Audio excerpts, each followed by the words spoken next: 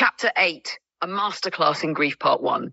Time does not heal all wounds. It simply teaches people how to carry them. The year following Laura Crystal's disappearance moved like a slow, heavy tide. Nothing felt immediate anymore. Nothing felt sharp in the same way, but nothing felt whole either. Grief had settled into the Crystal family, not as chaos, but as presence, constant, lingering, uninvited.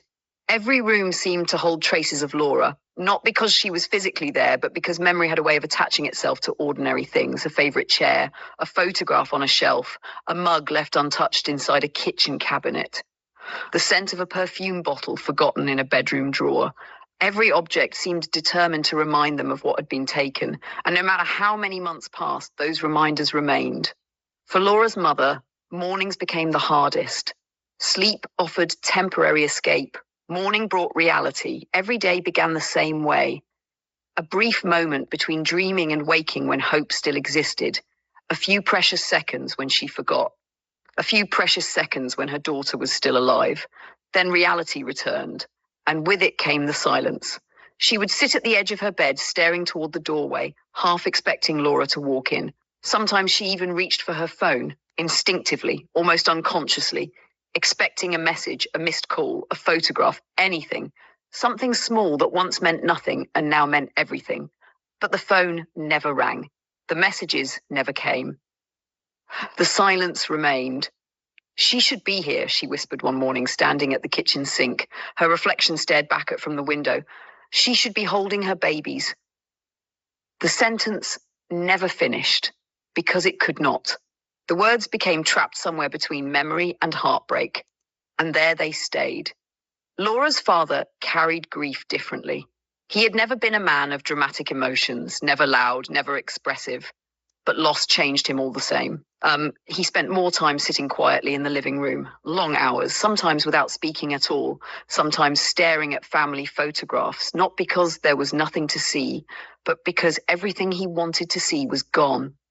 Friends encouraged him to move forward, to focus on the future, to stay strong for his family.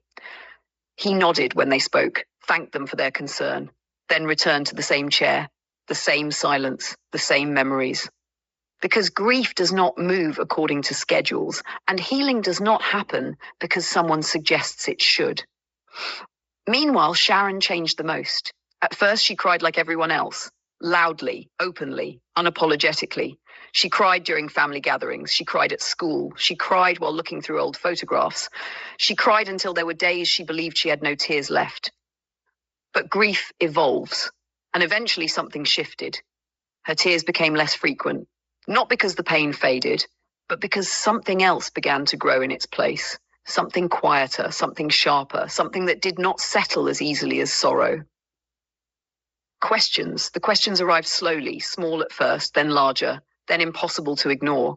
She found herself replaying details, repeating conversations, reconstructing memories, trying to understand something that never felt fully explained.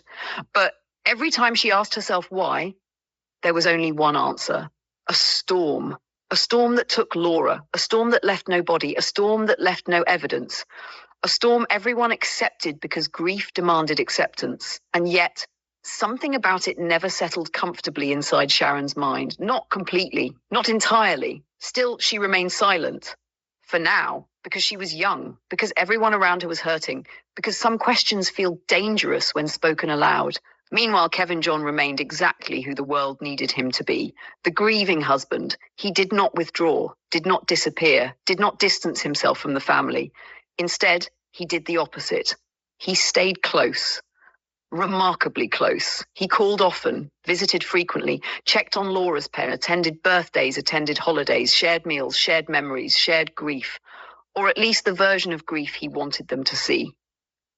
He sat with Laura's mother during difficult days, listened to her stories, allowed her to speak about Laura for hours if necessary, never rushed her, never corrected her, never showed impatience, and because of that, she trusted him, perhaps even more than before. "I miss her too," he would say softly, and they believed him because he sounded like someone who did. There is something powerful about shared grief. It binds people, creates trust, builds connection. And Kevin understood that better than anyone. He never overplayed his role, never forced emotion where it did not belong. His sorrow arrived in carefully measured waves, subtle enough to feel real, controlled enough to avoid suspicion, perfectly balanced, exactly as everything else in Kevin's life seemed to be.